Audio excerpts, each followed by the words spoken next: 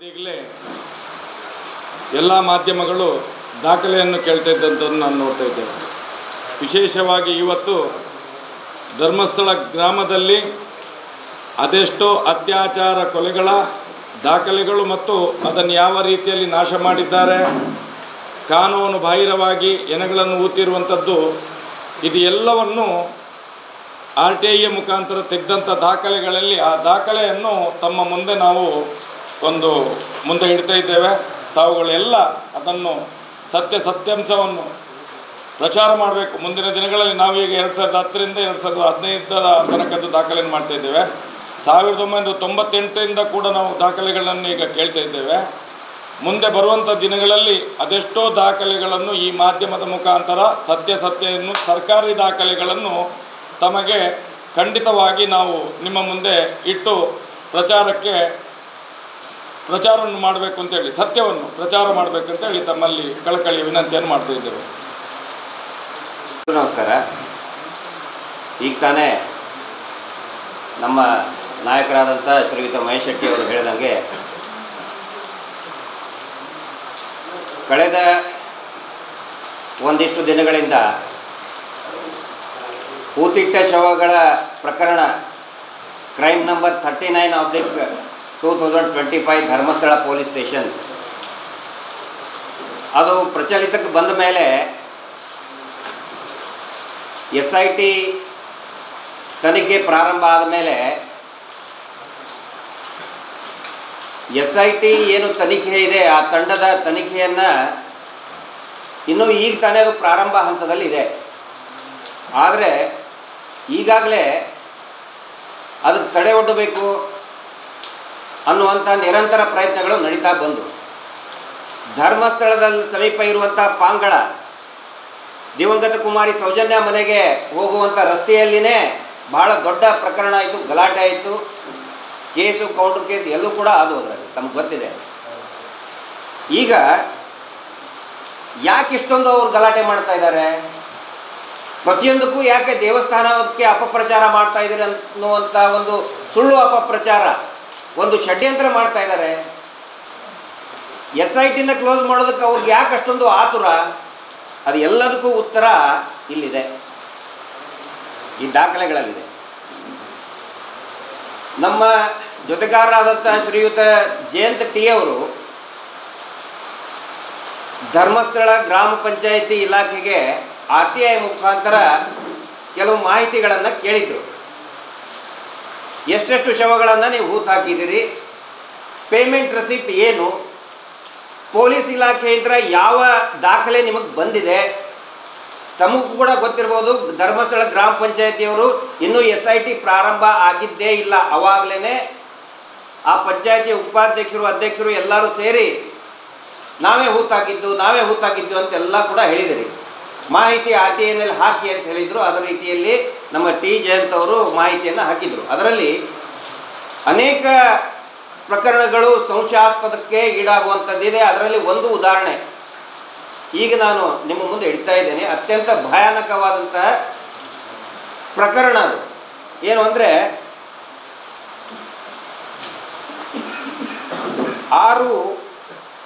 2010ನೇ ಇಸ್ವಿಯಲ್ಲಿ ಎಲ್ಲ ಕಾಪಿ ಇದೆ, ಮತ್ತು PDF ಕೂಡ ಸಾಫ್ಟ್ ಕಾಪಿ ನಾನು ಕಳಿಸ್ತೇನೆ.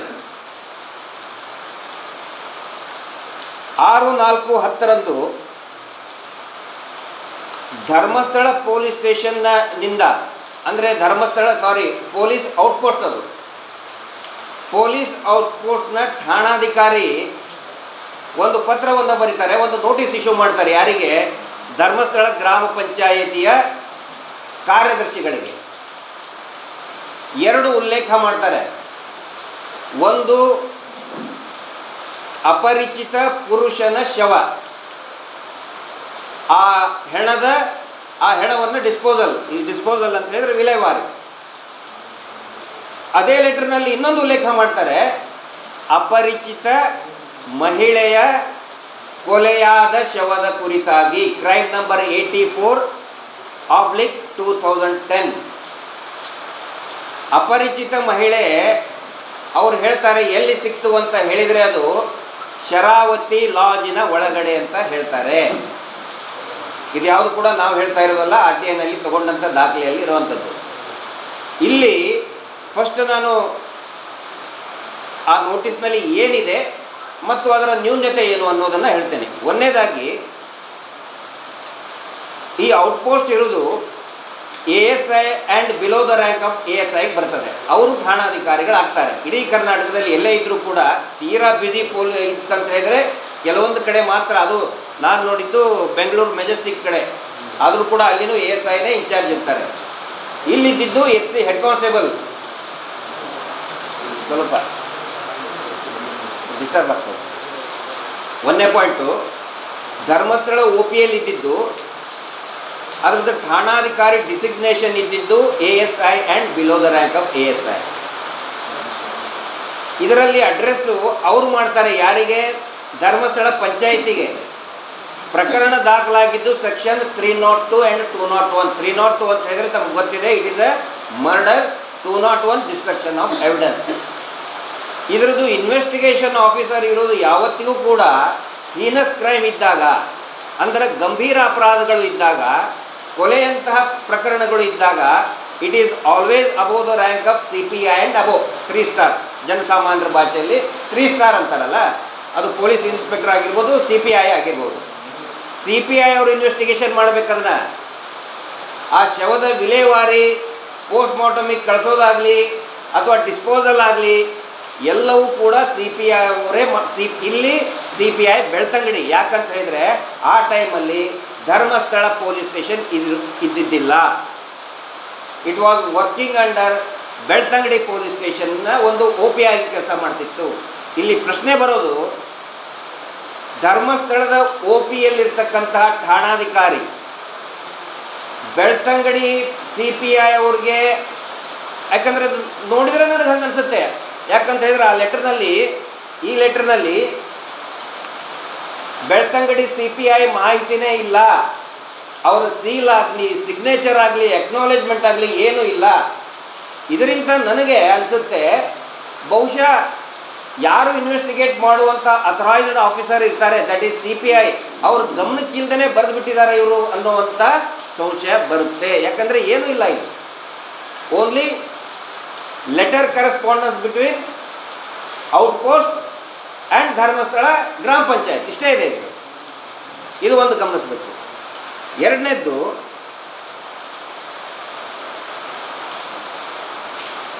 ಈ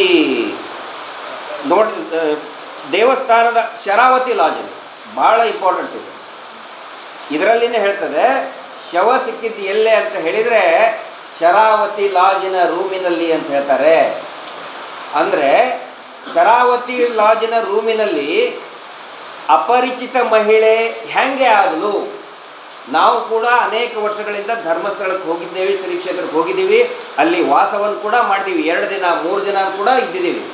ಎಂಟ್ರಿ ಆದ ತಕ್ಷಣ ರಿಸೆಪ್ಷನ್ನಲ್ಲಿ ನಮ್ಮದು ID ಕೊಡಬೇಕು. ವಾಟ್ ಎವರ್, ವೋಟರ್ IDನೋ ಪ್ಯಾನ್ ಕಾರ್ಡೋ ಏನಾದರೂ ಕೊಡಲೇಬೇಕು. ಲೈಸೆನ್ಸು ಕೊಟ್ಟರೆ ಮಾತ್ರ ಒಳಗಡೆ ಬಿಡ್ತಾರೆ. ಈ ಮಹಿಳೆಗೆ ಹಂಗಿದ್ರೆ ಏನು ಕೇಳಾರ್ದೇ ರೂಮ್ ಒಳಗೆ ಬಿಟ್ಬಿಟ್ರೆ ಈ ಮಹಿಳೆಗೆ. ಯಾಕಂದರೆ ಅಪರಿಚಿತ ಮಹಿಳೆ ಅಂತ ಹೇಳ್ತಾರೆ. ಯಾವಾಗ ಒಂದು ಅಪರಿಚಿತ ಮಹಿಳೆ ಅಥವಾ ಪುರುಷನ ಯಾವುದೇ ಶವ ಅಪರಿಚಿತ ಅಂತ ಇದ್ದರೆ ಫಸ್ಟ್ ಕೆಲಸ ಮಾಡಬೇಕಾಗಿರೋದು ಪೊಲೀಸರು ಆ ಶವದ ಗುರುತು ಪತ್ತೆ ಹಚ್ಚಬೇಕು. ಅದಕ್ಕೆ ಬೇಕಾದಂಥ ವಿವರನ್ನು ಕೂಡ ನಿಮಗೆ ನಾನು ಕಳಿಸ್ಕೊಡ್ತಾ ಇದ್ದೇನೆ. ಪೊಲೀಸ್ ಮ್ಯಾನ್ಯುವಲ್ ಪ್ರಕಾರ ಅನ್ಐಡೆಂಟಿಫೈಡ್ ಡೆಡ್ ಬಾಡಿ ಸಿಕ್ಕಾಗ ಪೊಲೀಸರು ಏನೇನು ಮಾಡಬೇಕು ಅಂತ ಹೇಳಿ ಇಲ್ಲೇನು ಮಾಡಿಲ್ಲ. ಇಲ್ಲಿ ಶರಾವತಿ ಲಾಜಿನ ಮಾಲೀಕರು ಯಾರು? ಎಲ್ಲಿ ಬರ್ತದೆ? ಅದರ ಮ್ಯಾನೇಜರ್ ಯಾರು? ಅದರ CEO ಯಾರು? ಪತ್ತೆ ಹಚ್ಚಬೇಕಲ್ಲ ಪೊಲೀಸರಿಗೆ. ಕಷ್ಟನಾ? ಯಾಕೆ ಪತ್ತೆ ಹಚ್ಚಲಿಲ್ಲ? ಇದು ಸಂಶಯಕ್ಕೆ, ಗಂಭೀರ ಸಂಶಯಕ್ಕೆ ಎಡೆ ಮಾಡಿಕೊಡ್ತಾ ಇದೆ. ಇನ್ನೊಂದು ಪ್ರಮುಖ ಇದರಲ್ಲಿ ಆದಂಥ ಲೂಪೋಲ್,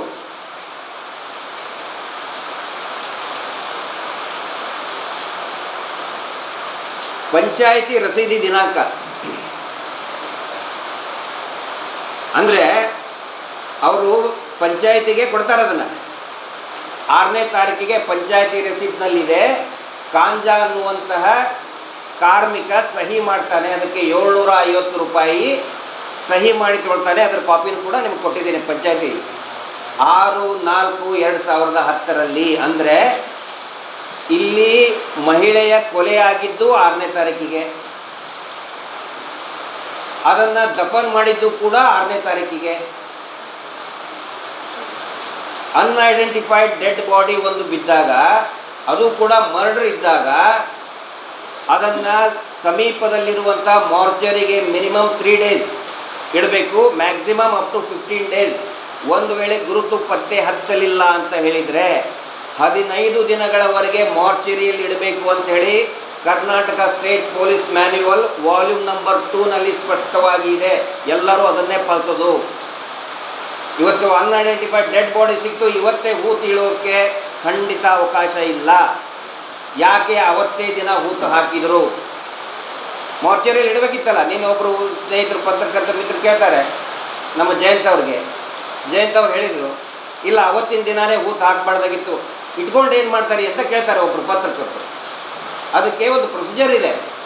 ಯಾಕಂತ ಹೇಳಿದರೆ ಸತ್ತಂತಹ ಸಂಬಂಧಿಕರು ಯಾರಾದರೂ ಬರಬಹುದು, ಐಡೆಂಟಿಫೈ ಮಾಡಬಹುದು, DNA ಮೇಂಟೈನ್ ಮಾಡಬೇಕು. ಆ್ಯಸ್ ಪರ್ ಹ್ಯೂಮನ್ ರೈಟ್ಸ್ ನಿರ್ದೇಶನದ ಪ್ರಕಾರ ಆ ಮಹಿಳೆಯೇ ವಿಲೇವಾರಿ ಮಾಡಬೇಕು. ಇಲ್ಲಿ ಮಾಡಿದವರು ಯಾರು? ಕಾಂಜಾ ಅನ್ನುವಂಥ ವ್ಯಕ್ತಿ. ಅವತ್ತಿನ ದಿನವೇ ಯಾಕೆ ಮಾಡಿದ? ಎಲ್ಲವೂ ಕೂಡ ಅವರೇ ಕೊಟ್ಟಂಥ ರೆಸಿಪ್ಟು, ಅವರೇ ದಾಖಲು ಮಾಡಿದಂಥ FIRನಲ್ಲಿ ಇದೆ. ಮತ್ತೊಂದು ಪ್ರಮುಖವಾದಂಥ ಲೂಪೋಲ್ಸ್ ಇದರಲ್ಲಿ ತಾವು ಗಮನಿಸಿ. ಇದರಲ್ಲಿದೆ SHO ಧರ್ಮಸ್ಥಳ ರೆಕಮೆಂಡ್ ಮಾಡ್ತಾರೆ. ಏನಂತ ಹೇಳಿದರೆ ಇಲ್ಲಿ ಹೇಳ್ತಾರೆ, ಬರೀತಾರೆ ಅವರಿಗೆ. ಸೆಕ್ಷನ್ 302, 201 ಪ್ರಕಾರ ಶವವು ಅನಾಥವಾಗಿದ್ದರಿಂದ ಬೆಳ್ತಂಗಡಿ ನಗರ ಪಂಚಾಯತ್ನಿಂದ ದಫನ್ ವಿದಿನ್ ಬ್ರಾಕೆಟ್, ದಯವಿಟ್ಟು ನೋಟ್ ಮಾಡಿ, ದಹನ ಅಂತ ಇದೆ. ದಹನ ಅಂತ ಹೇಳಿದರೆ ಬರ್ನ್ ಮಾಡೋದು, ಸುಡೋದು. ಯಾವುದೇ ಕಾರಣಕ್ಕೂ ಕೂಡ ಅನ್ಐಡೆಂಟಿಫೈಡ್ ಡೆಡ್ ಬಾಡಿಯನ್ನು ಸುಡುವಂತಹ ಅಧಿಕಾರ ಪೊಲೀಸರಿಗಾಗಲಿ ಅಥವಾ ಯಾವುದೇ ವ್ಯಕ್ತಿಗಳಿಗೆ ಇಲ್ಲ. ಇಲ್ಲಿ ಅವರು ರೆಕಮೆಂಡ್ ಮಾಡ್ತಾರೆ ದಹನ, ವಿದಿನ್ ಬ್ರಾಕೆಟ್ ಇದೆ ದಹನ. ಯಾಕೆ ಮಾಡಿದರು? ಒಂದು ವೇಳೆ ಇವರು ಹಿಂಗೆ ಬರೆದಿದ್ದಕ್ಕೆ ಇಟ್ ಅಮೌಂಟ್ಸ್ ಟು ಸಾಕ್ಷಿ ನಾಶಕ್ಕೆ ಇದು ಎಡೆ ಮಾಡಿಕೊಡ್ತದೆ. It attracts an offence of destruction of evidence. ಅದ್ರ ಬಗ್ಗೆ ಏನಾದರೂ ಕ್ರಮ ಕೈಗೊಂಡಿದ್ದಾರ ಆ ಅಧಿಕಾರಿ ಮೇಲೆ? ಯಾವುದೂ ಇಲ್ಲ. ನಾವು ಕೇಳಿದ್ವಿ ಅಂತ ಯಾವುದೂ ಇಲ್ಲ ಅಂತ. ಆನಂತರ ಇಷ್ಟೆಲ್ಲ ನಾನು ಹೇಳಿದ್ನಲ್ಲ, ಇನ್ನೊಂದು ಅಂಶ ಇಲ್ಲಿ ಬೆಳಕಿಗೆ ಬರ್ತದೆ. ಇದರಲ್ಲಿನೇ ಹೇಳ್ತಾರೆ ನೋಟಿಸ್ನಲ್ಲಿ, ಶವವು ಅನಾಥವಾಗಿದ್ದು ಬೆಳ್ತಂಗಡಿ ನಗರ ಪಂಚಾಯತ್ನಿಂದ ದಫನ ಮಾಡಿದ ಬಗ್ಗೆ, ಅಂದರೆ ದಫನ ವಿದಿನ್ ಬ್ರಾಕೆಟ್ ದಹನ ಮಾಡಿದ ಬಗ್ಗೆ ಮಾಹಿತಿಗಾಗಿ. ಹೌದಾ? ಧರ್ಮಸ್ಥಳ ಗ್ರಾಮ ಪಂಚಾಯಿತಿ ಒಂದು ಜ್ಯೂರಿಸ್ಡಿಕ್ಷನ್ನು. ಅದಾದ ನಂತರ ನೆಕ್ಸ್ಟ್ ಬರೋದು ಉಜಿರೆ ಬರ್ತದೆ. ಉಜಿರೆ ಬಂದ ನಂತರ ಬೆಳ್ತಂಗಡಿ ಪಂಚಾಯಿತಿ ಬರ್ತದೆ. ಧರ್ಮಸ್ಥಳ ಪೊಲೀಸ್ ಔಟ್ಪೋಸ್ಟಿನ ಅಧಿಕಾರಿಗೆ ಬೆಳ್ತಂಗಡಿ ನಗರ ಪಂಚಾಯಿತಿ ಕೊಡುವಂತಹ ಅಧಿಕಾರ ಎಲ್ಲಿ ಬಂತು? ಅಲ್ವಾ? ಘಟನೆ ಆಗಿದ್ದು ಧರ್ಮಸ್ಥಳದಲ್ಲಿ. ಇವರು ವಿಲೇವಾರಿ ಮಾಡಿ ಅಂತ ರಿಕ್ವೆಸ್ಟ್ ಕೊಟ್ಟಿದ್ದಲ್ಲಿ ಬೆಳ್ತಂಗಡಿ ನಗರ ಪಂಚಾಯತ್ಗೆ.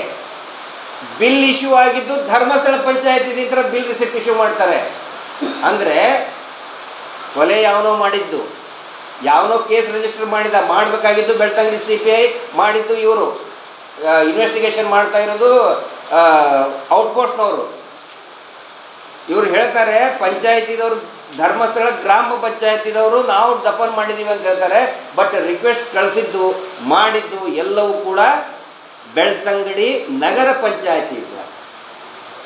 ಇದರಿಂದ ಸರ್ ಭಾಳ ಸ್ಪಷ್ಟವಾಗಿ ಗೊತ್ತಾಗುತ್ತೆ, ಕೊಲೆಯಾದಂತಹ ಶವಗಳ ವಿಲೇವಾರಿಯನ್ನು ಅಕ್ರಮವಾಗಿ ಇವರು ಮಾಡಿದ್ದಾರೆ ಅಂಥೇಳಿ ಎಲ್ಲ ದಾಖಲೆಗಳಿಂದ. ಇದೇ ಒಂದು ದಾಖಲೆ ಸರ್, ಅಕ್ರಮವಾಗಿ ವಿಲೇವಾರಿ ಮಾಡ್ತಾ ಇದ್ದಾರೆ ಅಂತೇಳಿ ಭಾಳ ಸ್ಪಷ್ಟವಾಗಿ ಗೊತ್ತಾಗುತ್ತೆ. ಇನ್ನೂ ಒಂದು ಆಶ್ಚರ್ಯಕರ ಘಟನೆ ಇದೇ ನೋಟಿಸಲ್ಲಿ, ಸೇಮ್ ನೋಟಿಸ್, ಇದೇ ನೋಟಿಸಲ್ಲಿ ಇನ್ನೂ ಒಂದು ವ್ಯಕ್ತಿಯ ಶವವನ್ನು ಕಳಿಸ್ತಾರೆ. ಅದು ಕೂಡ ಧರ್ಮಸ್ಥಳದಲ್ಲಿಯೇ ಅದೇ ದಿನಾನೇ, ಬೇರೆ ಬೇರೆ ದಿನ ಅಲ್ಲ, ಅದೇ ದಿನಾನೇ ಒಬ್ಬ ಪುರುಷನ ಪತ್ತೆಯಾಗದ ಅನಾಥ ಶವವನ್ನು ಕಳಿಸ್ತಾರೆ. ಅದೇ ವ್ಯಕ್ತಿಗೆ, ಅದೇ ಪಂಚಾಯತಿಗೆ, ಇದೇ ರೂಟಲ್ಲಿ ಕಳಿಸ್ತಾರೆ. ಅಂದರೆ ಒಂದೇ ದಿನ ಒಂದೇ ಸ್ಥಳದಲ್ಲಿ 2 ಡೆಡ್ ಬಾಡಿಗಳು, ಒಂದು ಮಹಿಳೆ ಅದನ್ನು 302 ಮಾಡ್ತಾರೆ, ಮರ್ಡರ್ ಮಾಡ್ತಾರೆ. ಪುರುಷಂದು UDR ಮಾಡ್ತಾರೆ. ಇಬ್ಬರನ್ನು ಒಂದೇ ವ್ಯಕ್ತಿ ದಫನ್ ಮಾಡ್ತಾನೆ. ಏನು ನಡೀತಾ ಇದೆ? ಹೀಗಾಗಿ ನಮ್ಮ ಇದರಿಂದ ನಮ್ಮ ಬೇಡಿಕೆ ಏನು? ಆಯ್ತಪ್ಪ, ಇಷ್ಟೆಲ್ಲ ಆಯಿತು, ನೀವೇನಂತೀವಿ? ಮೊದಲೇದ್ದು, ಈ ಸಂಪೂರ್ಣ ಈ ಪ್ರಕರಣಕ್ಕೆ ಸಂಬಂಧಪಟ್ಟಂತೆ ಸರ್ಕಾರ ಮತ್ತು SITಗೆ ನಮ್ಮ ಬೇಡಿಕೆ ಏನು? ಒಂದನೇದ್ದು, ಧರ್ಮಸ್ಥಳ ಗ್ರಾಮ ಪಂಚಾಯತಿ ಅಧಿಕಾರಿಗಳು ಆ ಶವವನ್ನು ಹೂಳಿದಂತಹ ಸ್ಥಳವನ್ನು ತೋರಿಸ್ಬೇಕಲ್ಲ. ಯಾಕಂತ ಹೇಳಿದರೆ, ನೀವು ಡೆಡ್ ಬಾಡಿ ಬರಿ ಮಾಡಿದ್ದೀರಾ ಅಂತ ಹೇಳಿದರೆ ಆದರೂ ಮರ್ಡರ್ ಕೇಸ್ನಲ್ಲಿ ಮಾರ್ಕ್ ಮಾಡಬೇಕಾಗುತ್ತೆ ಪಂಚರ ಸಮೇತ. ಈಗ SIT ಫಾರ್ಮೇಷನ್ ಆಗಿದೆ, ಶವಗಳು ಎಲ್ಲಿದೆ ಅಂತ ಹುಡುಕ್ತಾ ಇದ್ದಾರೆ. ಮತ್ತು ಇದು ಕೂಡ ಕ್ರೈಮ್ ನಂಬರ್ 39 ಒಳಗಡೆ ಬಂದೇ ಬರ್ತದೆ. ಏನು SIT ಕೇಸ್ ಇದೆ, ಇಟ್ ಕಮ್ಸ್ ಅಂಡರ್ 39/2025. ಹೀಗಾಗಿ ಪಂಚಾಯಿತಿ ಅಧಿಕಾರಿಗಳು, ಅಲ್ಲಿರ್ತಕ್ಕಂಥ ರಾಜಕಾರಣಿ ಬಗ್ಗೆ ನಾನು ಮಾತಾಡ್ತಾ ಇಲ್ಲ, ಅಲ್ಲಿರೋ ಅಧ್ಯಕ್ಷರು, ಉಪಾಧ್ಯಕ್ಷರು, ಅವ್ರದ್ದು ಸುದ್ದಿ ಬೇಡ ನಮಗೆ. PDO ಆಗಿರ್ಬೋದು, ಸೆಕ್ರೆಟರಿ ಆಗಿರ್ಬೋದು, ಅಥವಾ ಜಿಲ್ಲಾ CEO ಅವರು ಇದಕ್ಕೆ ಉತ್ತರವನ್ನು ಕೊಡಬೇಕು ಮತ್ತು ಅವರನ್ನು ತನಿಖೆಗೆ ಕರೆಸಬೇಕು. ಎರಡನೇದಾಗಿ, ಆ ಶರಾವತಿ ಲಾಡ್ಜ್ ಮಾಲೀಕರು ಯಾರು? ಅದು ಬೇಕಲ್ಲ. ಧರ್ಮಸ್ಥಳದಲ್ಲಿರುವಂಥ ದೇವಸ್ಥಾನದ ಆವರಣದಲ್ಲಿರುವಂಥ ಶರಾವತಿ ಲಾಡ್ಜಿನ ಮಾಲೀಕರು ಯಾರು? ಅದರ CEO ಯಾರು? ಮ್ಯಾನೇಜರ್ ಆ ಸಮಯದಲ್ಲಿ ಯಾರಿದ್ರು? ರೂಮ್ ಬಾಯ್ಗಳು ಯಾರಿದ್ರು? ಅವರನ್ನು ವಿಚಾರಣೆ ಮಾಡಲೇಬೇಕು. ಯಾಕಂತ ಹೇಳಿದರೆ, ಅನ್ಐಡೆಂಟಿಫೈಡ್ ಡೆಡ್ ಬಾಡಿ ಸಿಕ್ಕಾಗ ಅದಕ್ಕೆ ಒಂದು ಪ್ರೊಸೀಜರ್ ಇದೆ, ಸಂಬಂಧಪಟ್ಟಂಥ ಎಲ್ಲರನ್ನು ಕೂಡ ಕರೆಸಬೇಕು ಅಂತ ಮಾಹಿತಿ ಇದೆ. ವಾಲ್ಯೂಮ್ 2 ಕರ್ನಾಟಕ ಸ್ಟೇಟ್ ಪೊಲೀಸ್ ಮ್ಯಾನ್ಯುವಲ್ನಲ್ಲಿ ಇದೆ. ಇವರು ಏನೂ ಮಾಡಿಲ್ಲ. ನೀವು ಕೇಳ್ಬೋದು, ನೀವು ಹೆಂಗೆ ಹೇಳ್ತೀರಿ, ನಿಮಗೇನಾದರೂ ಇದ್ರ ಬಗ್ಗೆ ಮಾಹಿತಿ ಯಾಕೆ ತಗೊಂಡಿಲ್ಲ ಅಂತ ಕೇಳ್ಬೋದು ಸಹಜವಾಗಿ. ಈ ಕುರಿತು 2024 ಸೆಪ್ಟೆಂಬರ್ನಲ್ಲಿ ಒಂದು ಮಾಹಿತಿಯನ್ನು ನಾವು ಪೊಲೀಸ್ ಸ್ಟೇಷನ್ಗೆ ಕೇಳಿದ್ವಿ. 2000 ಇಸ್ವಿಯಿಂದ 2014ರವರೆಗೆ ಈ ರೀತಿ ಮೃತಪಟ್ಟ ದೇಹಗಳ ಫೈಲನ್ನು ನಮಗೆ ಕೊಡಿ ಅಂತ ಹೇಳಿದರೆ, ಬೆಳ್ತಂಗಡಿಯ ಮಾನ್ಯ ಸರ್ಕಲ್ ಇನ್ಸ್ಪೆಕ್ಟರ್ ಹೇಳ್ತಾರೆ, ಎಲ್ಲವನ್ನು ನಾಶಪಡಿಸಿದ್ದೇವೆ ಅಂತ ಹೇಳ್ತಾರೆ. ಎಲ್ಲವನ್ನು ನಾಶಪಡಿಸಿದ್ದೇವೆ ಅಂತ ಹೇಳಿ RTIನಲ್ಲಿ ಕೊಡ್ತಾರೆ. ನೋಡಿ, ಇಡೀ ರಾಜ್ಯದ ಪೊಲೀಸ್ ಸ್ಟೇಷನ್ ಡಿಜಿಟಲೀಕರಣ ಆಗಿದ್ದು 2002ರಲ್ಲಿ. ಆ ಟೈಮ್ನಲ್ಲಿ ನಾನು PSI ಇದ್ದೆ. ಅದರಲ್ಲಿ ಎಂಟೈರ್ ಪೊಲೀಸ್ ಸ್ಟೇಷನ್, ಇಡೀ ರಾಜ್ಯದ ಎಲ್ಲ ಇದನ್ನು ಕೂಡ ಡಿಜಿಟಲೈಸ್ ಆಗಿಬಿಟ್ಟಿದೆ. ಆದರೂ ಕೂಡ ನಮ್ಗೆ ಕೊಡ್ತಾ ಇಲ್ಲ. ಒಂದು ಮರ್ಡರ್ ಕೇಸ್ ಇದ್ದು ಫೈಲು ಇರಲೇಬೇಕು. It is a cognizable crime register ಅಂತ ಕರೀತಾರೆ. ಅದನ್ನು ನಾಶಪಡಿಸೋಕ್ಕೆ ಸಾಧ್ಯನೇ ಇಲ್ಲ. ನಾಶಪಡಿಸಿದ್ದೀವಿ ಅಂತ ಹೇಳ್ತಾರೆ RTIನಲ್ಲಿ. ಡೆಡ್ ಬಾಡಿ ಹುಡುಕಬೇಕಾದ್ರೆ ಅಲ್ಲಿ ಮಾಸ್ ಬರಿಯಲ್ ಬಾಹುಬಲಿ ಬೆಟ್ಟದಲ್ಲಿ 1 ಎಕರೆ ಜಾಗದಲ್ಲಿ ಮಣ್ಣು ತುಂಬಿದ್ದಾರೆ. ಪಾಯಿಂಟ್ ನಂಬರ್ 13ನಲ್ಲಿ ಕೂಡ ಮಣ್ಣು ತುಂಬಿದ್ದಾರೆ. ಇಲ್ಲಿ ಪೊಲೀಸ್ ಸ್ಟೇಷನಲ್ಲೂ ಕೂಡ ಸಾಕ್ಷಿ ಇಲ್ಲ, ನಾಶ ಮಾಡಿದ್ದೇವೆ, ದಾಖಲೆ ನಾಶ ಮಾಡಿದ್ದೇವೆ ಅಂತೇಳಿ ಇಲ್ಲಿ ವರದಿ ಕೊಡ್ತಾ ಇದ್ದಾರೆ. ಸೊ ಇದನ್ನು ರಾಜ್ಯ ಸರ್ಕಾರ ಮತ್ತು SIT ಗಂಭೀರವಾಗಿ ತನಿಖೆ ಮಾಡಬೇಕಾಗುತ್ತೆ. ಆನಂತರ ಇಲ್ಲಿ ಇನ್ನೂ ಅನೇಕ ಮಿಸ್ಸಿಂಗ್ ಕಂಪ್ಲೇಂಟ್ಗಳು ಬರ್ತಾ ಇದೆ. ಬಹುಶಃ ಮಾಧ್ಯಮದ ಗಮನಕ್ಕೆ ನೇರವಾಗಿ ಬರ್ತಾ ಇಲ್ಲ. ಆಕ್ಟಿವಿಸ್ಟ್ ಆದಂಥ ನಮ್ಮ ಗಮನಕ್ಕೆ ಇರ್ಬೋದು ಮತ್ತು ಬೇರೆ ಬೇರೆ ಅಡ್ವೊಕೇಟ್ಗಳ ಗಮನಕ್ಕೆ ಬರ್ತಾ ಇದೆ. ಮೊನ್ನೆ ಇದೇ ಬೆಳ್ತಂಗಡಿಯ 2 ಅಣ್ಣ ತಮ್ಮಂದರು ನಮ್ಮ ತಂಗಿ ಕಾಣೆಯಾಗಿ 13 ವರ್ಷ ಆಯಿತು ಅಂತ ಕಂಪ್ಲೇಂಟ್ ಕೊಟ್ಟಿದ್ದಾರೆ. ಇನ್ನೂ 2 ಬರ್ತಾ ಇದ್ದಾರೆ. 2 ಹೆಣ್ಮಕ್ಳು, ಧರ್ಮಸ್ಥಳ ಸಂಘದ ಸೇವಾ ಪ್ರತಿನಿಧಿ ಹೆಣ್ಮಗಳು ಮತ್ತು ಇನ್ನೊಬ್ಬಳು ಮೇಲ್ವಿಚಾರಕರು 2 ನಾಪತ್ತೆಯಾಗಿದ್ದಾರೆ.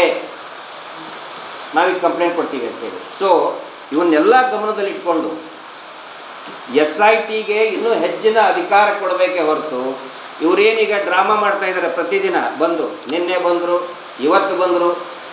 ದಯವಿಟ್ಟು ಯಾರಾದರೂ ಹೇಳೋರು ಹೇಳಿ, ಉತ್ತರ ಕೊಡೋರು ಕೊಡಲಿ. ಈ ಏನು ಪ್ರಶ್ನೆ ಕೇಳಿದ್ದೀನಿ ಇದರಲ್ಲಿ ಒಂದೇ ಆದರೂ ದೇವಸ್ಥಾನಕ್ಕೆ ಅಪಚಾರ ಮಾಡುವಂಥ ಮಾತು ಇದೆಯಾ? ಈ ರೀತಿ ಅವ್ರು ಏನು ಹೇಳ್ತಾ ಇದ್ದಾರಲ್ಲ, ಅಪಚಾರ ಅಂತೇಳಿ ರಾಜಕೀಯ ನಾಯಕರು ಮೊನ್ನೆ ಅಸೆಂಬ್ಲಿಯಲ್ಲಿ ಬೈದರು, ನಮಗೆಲ್ಲ ಬೈದರು. ಆ ಮಹಿಳೆ, ಕೊಲೆಯಾದಂಥ ಮಹಿಳೆ ಯಾರು ಅಂತ ಇದುವರೆಗೂ ಗೊತ್ತಾಗಿಲ್ಲ. ಆ ಮಹಿಳೆ BJP ವೋಟರ್ ಆಗಿರ್ಬೋದು, ಕಾಂಗ್ರೆಸ್ಸಿನ ವೋಟರ್ ಆಗಿರ್ಬೋದು, JDS ವೋಟರ್ ಆಗಿರ್ಬೋದು, ಆರ್ ಅಶೋಕ್ ಅವ್ರ ಕ್ಷೇತ್ರದವ್ರು ಇರ್ಬೋದು, ಅಥವಾ DK ಶಿವಕುಮಾರ್ ಅವರ ವೋಟ್ರು ಇರ್ಬೋದು, ಸುರೇಶ್ ಕುಮಾರ್ ಅವ್ರ ವೋಟ್ರು ಇರ್ಬೋದು. ಎಲ್ಲ ಇವನ್ನ ಬದಿಗೊತ್ತಿ ದೇವಸ್ಥಾನಕ್ಕೆ ಅಪಪ್ರಚಾರ ಅಂತ ಮಾಡ್ತಾ ಇದ್ದಾರಲ್ಲ, ಷಡ್ಯಂತ್ರ. ದಯವಿಟ್ಟು ಆ ಷಡ್ಯಂತ್ರದ ಬಗ್ಗೆ ಯಾರು ಸ್ವಲ್ಪ ಹೇಳಿ. ನಾವು ರೆಡಿ ಇದ್ದೀವಿ. ಈ ಮಾತು ನಾನು ಮಹೇಶ್ ಶೆಟ್ಟರು ಇಬ್ಬರು ಒಟ್ಟಿಗೆ ಕೂತ್ಕೊಂಡಿದ್ದೀವಿ. ಒಟ್ಟೊಟ್ಟಿಗೆ ನಮ್ಮನ್ನು ಹೇಳ್ತಾರೆ ದುಡ್ಡು ಬಂತು ಅಂತೇಳಿ. ನಾನು ತಮ್ಮ ಮಾಧ್ಯಮದ ಮುಖಾಂತರ ನಾನು SITಗೆ ರಿಕ್ವೆಸ್ಟ್ ಮಾಡ್ಕೊತೇನೆ, ದಯವಿಟ್ಟು ನಮ್ಮನ್ನು ತನಿಖೆ ಮಾಡಿ ಪ್ಲೀಸ್. ನಮಗೆ ಕೇಳಿ ಸಾಕಾಗಿದೆ. ದುಡ್ಡು ಬಂತಂತೆ, ಕೋಟ್ಯಾಂತರ ದುಡ್ಡು ಬಂತಂತೆ. ಒಂದೇ ಒಂದು ರೂಪಾಯಿ ಏನಾದರೂ ದೇವಸ್ಥಾನಕ್ಕೆ ಅಪಪ್ರಚಾರ ಮಾಡೋದಕ್ಕೆ ತಗೊಂಡ್ರೆ ದಯವಿಟ್ಟು ನಮ್ಮನ್ನು ಜೈಲಿಗೆ ಹಾಕಿ. ಈ ಮಾತನ್ನು ಎಷ್ಟು ಸಾರಿ ಹೇಳಿದೆ ನಾವು. ದಯವಿಟ್ಟು ತನಿಖೆಗೆ ಒಳಸ್ಪಡಿಸಿ. ಅದೇನು ದೊಡ್ಡ ಕಷ್ಟ ಅಲ್ಲ. ED ಅವರಿಗೆ 10 ನಿಮಿಷಕ್ಕೆ ಕಂಡುಹಿಡಿತಾರೆ ದುಡ್ಡು ಏನು ಟ್ರಾನ್ಸಾಕ್ಷನ್ ಆಗಿದೆ, ಯಾವನಾದರೂ ತಂದು ಕೊಟ್ಟಿದ್ದಾನೆ, ಯಾವ ತಂದು ಕೊಟ್ಟಿದ್ದಾನೆ. ಅಪಪ್ರಚಾರ, ಷಡ್ಯಂತ್ರ, ಈ ರೀತಿ ಪ್ರಶ್ನೆ ಕೇಳೋದು, ಡೌಟ್ ರೇಸ್ ಮಾಡೋದು, ಇದು ಷಡ್ಯಂತ್ರನ, ದೇವಸ್ಥಾನಕ್ಕೆ ಅಪಪ್ರಚಾರನ?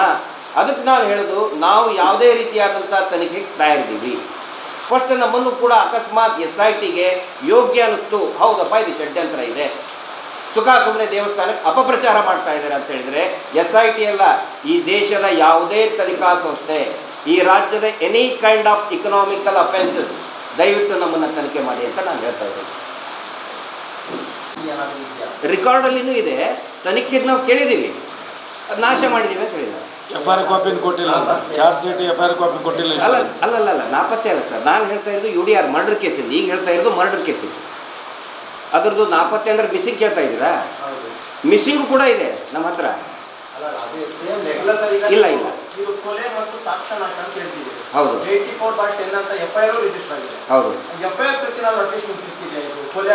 ಕೊಟ್ಟಿಲ್ಲ ಕೇಳಿದ್ದಾರೆ. ಆಮೇಲೆ ನಾವು ಅದರದ್ದು ವೆಬ್ಸೈಟಲ್ಲಿ ಹುಡುಕಿದ್ದೀವಿ. 2016 ನಂತರದಿದೆ, ನೀವು ಚೆಕ್ ಮಾಡಿ. ಬೆಳ್ತಂಗಡಿ ಮತ್ತು ಪೊಲೀಸ್ ಸ್ಟೇಷನ್ದು ಆಫ್ಟರ್ 2016 ಅಂತಿದೆ. FIR ನಾವು ಕೋರ್ಟಿಗೆ ಕೇಳಿ ಹಾಕಿದ್ದೀವಿ, ಅಪ್ಲಿಕೇಶನ್ ಹಾಕಿದ್ದೀವಿ, ನಿನ್ನೆ ವರ್ಕಿಂಗ್ ಡೇಯಲ್ಲಿ ಹಾಕಿದ್ದೀವಿ. ಮೋಸ್ಟ್ಲಿ ನಾಳೆ ನಾಡ್ದು ನಮ್ಗೆ ಕೊಡ್ತಾರೆ. ಪೂರ್ತಿ ಕಾಪಿ ಕೇಳಿದ್ದೀವಿ ನಾವು. ಅಂದರೆ ಪೋಸ್ಟ್ ಮಾರ್ಟಮ್ ಆಗಿದೆಯಾ ಇಲ್ಲ, ಆನಂತರ ಅದಕ್ಕೆ ಪಂಚನಾಮ ಇನ್ಕ್ವೆಸ್ಟ್ ಮಾಡಬೇಕು. ಇನ್ಕ್ವೆಸ್ಟ್ ಮಾಜರ್ ಅಂತಾರೆ ಕೊಲೆ ಆದರೆ, ಡೆಡ್ ಬಾಡಿ ಇದ್ರೆ ಇನ್ಕ್ವೆಸ್ಟ್ನು ಕೂಡ ನಾವು ಕೇಳಿದ್ವಿ. ಮೋಸ್ಟ್ಲಿ ನಾಳೆ ನಾಡ್ದೆ ನಮ್ಗೆ ಯಾರೂ ಇಲ್ಲ. ಅಂದರೆ ಅನ್ಐಡೆಂಟಿಫೈಡ್ ಅಂತ ಹೇಳಿದರೆ ಸುಮೋಟೋ ಮಾಡ್ಕೊತಾರೆ. ನೋಡ್ಬೇಕಂದ್ರೆ FIR ನೋಡಿದರೆ ಗೊತ್ತಾಗುತ್ತೆ ಹೂ ಇಸ್ ದ ಕಂಪ್ಲೇಂಟ್ ಅಂತ. ನಿಮ್ಮ ಮಾಹಿತಿ ಪ್ರಕಾರ ಇನ್ವೆಸ್ಟಿಗೇಷನ್ ಎಲ್ಲಿವರೆಗೂ ಬಂದಿದ್ದು ಅಂತ, ಅಥವಾ ಏನಾದರೂ ಬೇರೆ ಇನ್ವೆಸ್ಟಿಗೇಷನ್ B ರಿಪೋರ್ಟ್ ಹಾಕಿದ್ರೆ C ರಿಪೋರ್ಟ್? ಅಲ್ಲ, ಈ ಕೇಸಲ್ಲಿ ನೋಡಿ B ರಿಪೋರ್ಟ್ ಹಾಕಕ್ಕೆ, B ಅಂದರೆ ಫಾಲ್ಸ್ ರಿಪೋರ್ಟು, ಮೋಸ್ಟ್ಲಿ C ರಿಪೋರ್ಟೇ ಹಾಕಿರ್ತಾರೆ ಅವರು. ಆರೋಪಿ ನಾಪತ್ತೆ ಅಂತಲೇ ಹಾಕಿರ್ತಾರೆ. ನೀವು 2 ಶವಗಳು ಒಂದೇ ದಿನ ಸಿಕ್ಕಿದೆ ಅಂತ ಹೇಳಿದ್ರು. 2 ಶವಗಳು ಕೂಡ ಅಷ್ಟೇ ಒಂದೇ ಪ್ಲೇಸಲ್ಲಿ ಸಿಕ್ಕಿದೆ ಅಥವಾ ಬೇರೆ ಬೇರೆ ಪ್ಲೇಸಲ್ಲಿ ಸಿಕ್ಕಿದೆ? ಇದು ಒಂದು ಧರ್ಮಸ್ಥಳ ಶರಾವತಿ ಲಾಜಲ್ಲಿ ಅಂತ ಹೇಳ್ತಾರೆ, ಇನ್ನೊಂದು ಮೈದಾನದಲ್ಲಿದ್ದೆ ಅಂತ ಹೇಳ್ತಾರೆ. ಎಲ್ಲವೂ ಕೂಡ ಒಂದೇ ಸೇಮ್ ಜುರಿಸ್ಡಿಕ್ಷನಲ್ಲಿ ಸಿಕ್ಕಿದ್ದು, ಧರ್ಮಸ್ಥಳದಲ್ಲೇ ಸಿಕ್ಕಿದ್ದು. ಹೌದು, ಅದು ಯಾವುದೂ ಮೆನ್ಷನ್ ಇಲ್ಲ. ಅಲ್ಲ, ನಮ್ಮದು ಪ್ರಶ್ನೆನೇ ಅದು. ಲಾಜ್ ಒಳಗಡೆ ಹೋದರೆ ಐಡೆಂಟಿಟಿ ಕಾರ್ಡ್ ಇದೆ, ಒಳಗಡೆನೇ ಹೋಗಲ್ಲ. ಅದು ಅಡ್ರೆಸ್ ಇಲ್ಲದವರಿಗೆ ಕೊಡೋದಿಲ್ಲಲ್ಲ, ರೂಮೇ ಕೊಡೋದಿಲ್ಲಲ್ಲ. 2010ರಲ್ಲಿ ಎಲ್ಲರ ಕಡೆ ಮೊಬೈಲ್ ಇತ್ತು ಅಥವಾ ಲ್ಯಾಂಡ್ಲೈನ್ ಇರ್ತದೆ, ಊರಿನ ಅಡ್ರೆಸ್ ಇರ್ತದೆ. ಏನು ಪೊಲೀಸರು ಇನ್ವೆಸ್ಟಿಗೇಷನ್ ಮಾಡಬೇಕದನ್ನ, ನಾವಲ್ಲ. ಧರ್ಮಸ್ಥಳದ 160 UDR ಕೇಸಸ್ ಆಗಿದೆ. ಬಹುತೇಕ ಇನ್ನೂ ಬೇರೆ ಬೇರೆ ಕೇಸಸ್ ಕೂಡ ಇದೇ ರೀತಿ ಆಗಿರಬಹುದು ಅಂತ ಅನುಮಾನ. 160 ಅಲ್ಲ ಸರ್, 1998 to 2014ವರೆಗೆ 442 UDR ಕೇಸ್ ಆಗಿದೆ. 442 ಉಗ್ರಪ್ಪ ವರದಿಯಲ್ಲಿ ಕೂಡ ಮೆನ್ಷನ್ ಇದೆ. ಉಗ್ರಪ್ಪ ವರದಿಯಲ್ಲಿ ಕೂಡ ಅದ್ರ ಬಗ್ಗೆ ಪ್ರಸ್ತಾಪ ಮಾಡಿದೆ. ಸುಮಾರು FIRಗಳಿದೆ. ಇನ್ನೊಂದಿದೆ, ಇದರಲ್ಲಿದೆ 2009ರಲ್ಲಿ ಜೂನ್ ತಿಂಗಳಲ್ಲಿ 15 ವರ್ಷದ ಹೆಣ್ಣು ಮಗುವಿನ ಶವ ಅಂತ ಬರೀತಾರೆ. ಇದರಲ್ಲೇ ಇದೆ, ನಿಮ್ಗೆ ಅದನ್ನು ಕೂಡ ಕೊಡ್ತೇನೆ. Unidentified dead body. ಪಂಚಾಯತಿಯಲ್ಲಿ ಏನು ಒಂದು ಪ್ರೆಸ್ ಮೀಟ್ ಮಾಡಿದರು, ತಮ್ಮನ್ನೆಲ್ಲ ಕರೆದು ಶ್ರೀಮಾನ್ ಅಲ್ಲಿ ಉಪಾಧ್ಯಕ್ಷರು. ಇಲ್ಲ, ನಾವು 4-5 ದಿನ ಕೊಳತಂಥ ಶವಗಳನ್ನು ನಾವು ದಫನ್ ಮಾಡಿದ್ದೀವಿ ಅಂತ ಹೇಳ್ತಾರೆ. ಇದರಲ್ಲಿ ಅವರೇ ಕೊಟ್ಟಂಥ ಮಾಹಿತಿಯಲ್ಲಿದೆ. ಶವ ಎಲ್ಲಿ ಸಿಕ್ತು? ಧರ್ಮಸ್ಥಳದ ಮುಖ್ಯ ದ್ವಾರದ ಬಳಿ. 4-5 ದಿನದ ತನಕ ಕೊಳಿತಾ ಇತ್ತಾ? ಬಸ್ ಸ್ಟ್ಯಾಂಡಿನಲ್ಲಿ, ಧರ್ಮಸ್ಥಳ ಬಸ್ ಸ್ಟ್ಯಾಂಡ್ನಲ್ಲಿ 8-10 ದಿನದವರೆಗೆ, ಬಸ್ ಸ್ಟ್ಯಾಂಡ್ ಪಬ್ಲಿಕ್ ಪ್ಲೇಸ್ನಲ್ಲಿ 8-10 ದಿನದವರೆಗೆ ಕೊಳಿತಾ ಇತ್ತಾ? ಮಾಹಿತಿ ಕಚೇರಿಯ ಎದುರುಗಡೆ 4 ದಿನದವರೆಗೆ ಹೆಣ ಕೊಳಿತಾ ಇತ್ತ? ಅದು ಅಲ್ಲ, ಇದನ್ನು ನಾನು ಹೇಳ್ತಾ ಇಲ್ಲ, ಅವ್ರು ಹೇಳಿದ್ರು ಕೊಳತಂತ ಹೇಳಿದ್ರು. ಅಲ್ಲ ರೀ, ಮೇನ್ ಆರ್ಚ್ ಎದುರುಗಡೆ 4-5 ದಿನದವರೆಗೆ ಕೊಳಿತಾ ಇತ್ತ ಹೆಣನ ಅಂತ ನಾನು ಕೇಳ್ತಾ ಇದ್ದೀನಿ. ಅದು ಪಬ್ಲಿಕ್, ಅದು ಇವರೇ ಹೇಳ್ತಾರಲ್ಲ, ದಿನಕ್ಕೆ 30,000 50,000 ಬರ್ತಾರೆ. 30-50 ಸಾವಿರ ಒಂದು ದಿನಕ್ಕೆ ಬರುವಂಥ ಜಾಗದಲ್ಲಿ 5-6 ದಿನ ಕೊಳಿತಾ ಇತ್ತ ಹೆಣನ? ನಾನು ಹೇಳ್ತಾ ಇಲ್ಲ. ಅವರು ಕೊಟ್ಟಂಥ ದಾಖಲೆಗಳಲ್ಲಿ ಎಲ್ಲಿ ಹೆಣಗಳು ಬಿದ್ದಿದ್ದು ಅನ್ನೋದಿದೆ. ಜಯಂತ್ ಅವರು RTI ಹಾಕಿ ಡಾಕ್ಯುಮೆಂಟ್ಸ್ ತಗೊಂಡಿದ್ದಾರೆ. ಇದೇ ಡಾಕ್ಯುಮೆಂಟ್ ತಗೊಂಡು SIT ಕಚೇರಿ ಬಳಿಗೆ ಬಂದಿದ್ದು ಈ ವಿಚಾರಗಳು ನೀವು ಹೇಳಿದ ಅಂಶಗಳನ್ನ SIT ಅಧಿಕಾರಿ ತಿಳಿಸಿದ್ರೆ ಅವ್ರ ಉತ್ತರ ಏನು? ಅವರು ಇನ್ನೂ ಕೂಡ ಇದರದ್ದು ನಾವು ಪರಿಶೀಲನೆ ಮಾಡ್ತೀವಿ ಅಂತ ಜಯಂತ್ ಅವ್ರಿಗೆ ಹೇಳಿದ್ದಾರೆ, ಉತ್ತರ ಕೊಟ್ಟಿದ್ದಾರೆ. ಯಾಕಂದರೆ ಇದರಲ್ಲಿ ನಾವು SIT ಅವ್ರು ಕೇಳ್ಕೊಳ್ಳೋದು ಏನಂತ ಹೇಳಿದರೆ, ಒಂದು ಮೋಡಸ್ ಅಪೊರೆಂಡಿ, ದಯವಿಟ್ಟು ಆ ವ್ಯಕ್ತಿ ಏನು ಹೇಳಿದ್ದಾನೆ, ವಿಸಿಲ್ ಬ್ಲೋವರ್ ಹೇಳಿದ್ದಾನೆ, ಅವನ ಹೇಳಿದ ಮಾಹಿತಿಗೂ ಮತ್ತು ಇಲ್ಲಿ ಕಂಡು ಬರುವಂತಹ ಮಾಹಿತಿಗೂ ಏನಾದರೂ ತಾಳೆ ಆಗ್ತಾ ಇದೆಯಾ? ತಾಳೆ ಆದರೆ ದಯವಿಟ್ಟು ಆ ಸಂಬಂಧಪಟ್ಟಂಥವ್ರನ್ನ, ಲಾಜಿನ ಓನರ್ಗಳನ್ನು ಕರೆಸಿ ಪರಿಶೀಲನೆ ಮಾಡಿ ಅವ್ರ ಮೇಲೆ ಕ್ರಮ ಕೈಗೊಳ್ಳಿ ಅಂತ ಹೇಳ್ತಾ ಇದ್ದೀವಿ.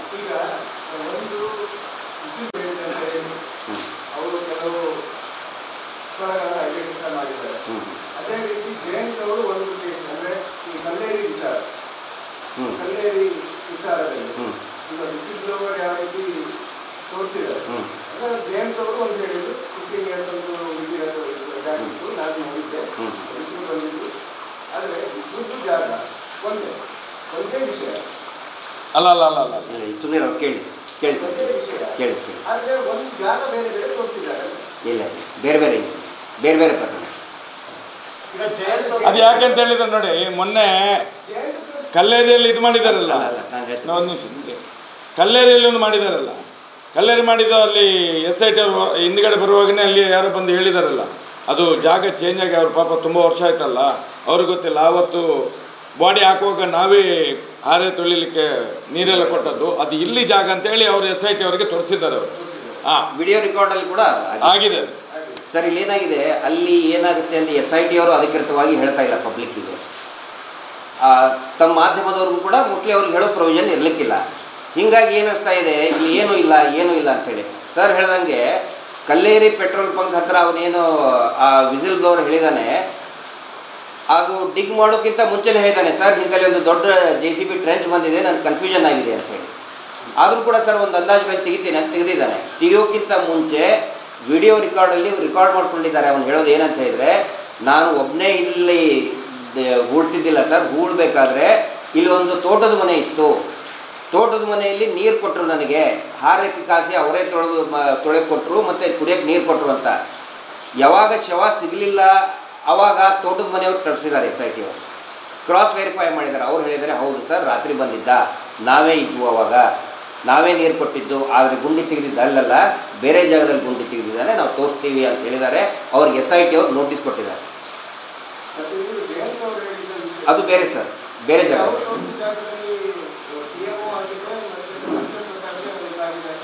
ಯಾರು ಹೇಳಿದ್ರು ಸರ್ ಅದನ್ನು? ಸರ್ ಅದನ್ನು ನಾನು ಹೇಳೋದು PM ಪ್ರಕಾರ ಆಗಿದೆಯೋ ಇಲ್ಲೋ ಅನ್ನೋದು ಕನ್ಸರ್ನ್ ಡಿಪಾರ್ಟ್ಮೆಂಟ್ ಹೇಳಿ ಸರ್. ನಾನು ಕೂಡ ಅದಕ್ಕೆ ಅಥರೈಸ್ಡ್ ಪರ್ಸನ್ ಅಲ್ಲ. ಆದರೆ ಅಲ್ಲಿ ಅದಕ್ಕೆ ಸಂಬಂಧಪಟ್ಟಂಥವ್ರು ಯಾರ್ಯಾರಿದ್ದಾರೆ ನನಗೆ ಗೊತ್ತಿರೋದು ನಾನು ನಿಮಗೆ ಹೇಳ್ತಾ ಇದ್ದೀನಿ. ಫೋನ್ ಮಾಡಿ ಅಲ್ಲಿ ಒಬ್ಬರು ಫೋನ್ ಮಾಡಿದರು, ಇದೇ ಗ್ರಾಮಸ್ಥರು ಫೋನ್ ಮಾಡಿದರು ಪೊಲೀಸರಿಗೆ. ಫೋನ್ ಮಾಡಿ 4 ದಿನ ಆದಮೇಲೆ ಬಂದಿದ್ದಾರೆ. ಅವರು ಒಂದು MR ಟೈರ್ ಕಂಪ್ನಿಯಲ್ಲಿ ಕೆಲಸ ಮಾಡ್ತಿದ್ರು ಬೆಳ್ತಂಗಡಿಯಲ್ಲಿ. ಫೋನ್ ಮಾಡಿ 4 ದಿನ ಆದಮೇಲೆ ಬಂದಿದ್ದಾರೆ ಪೊಲೀಸರು. ಬರಬೇಕಾದ್ರೆ ಒಂದು ಬಾಟಲ್ ಇಟ್ಟು ಜೊತೆಗೆ ಡೆತ್ ನೋಟ್ ಕೂಡ ಅವರೇ ಬರ್ಕೊಂಡು ಬಂದಿದ್ದರಂತೆ. ಜೀವನದಲ್ಲಿ ಜಿಗುಪ್ಸೆಗೊಂಡು ಆತ್ಮಹತ್ಯೆ ಮಾಡಿಕೊಳ್ಳುತ್ತಿದ್ದೇನೆ ಅಂತೇಳಿ ಅದೇ ಪೊಲೀಸ್ ಸಿಬ್ಬಂದಿ ಬಂದು ಅಲ್ಲಿ ಇಟ್ಟು ಫೋಟೋ ಹೊಡ್ಕೊಂಡು ಅಲ್ಲೇ ಅದನ್ನು ಹಾಕಿಸಿ ಹೋಗ್ಬಿಟ್ಟಿದ್ದಾರೆ ಅಂತ ಮಾಹಿತಿ ನಮಗಿದೆ. ಇದನ್ನೆಲ್ಲವೂ ಕೂಡ SIT ಆ ಪೊಲೀಸ್ ಸಿಬ್ಬಂದಿನೂ ಕೂಡ ಕರೆಸ್ಬೇಕಲ್ಲ. ಅಲ್ಲ ನೋಡಿ, ಅದನ್ನು ನಾನು 4 ಜನ ಹೌದು ಸರ್.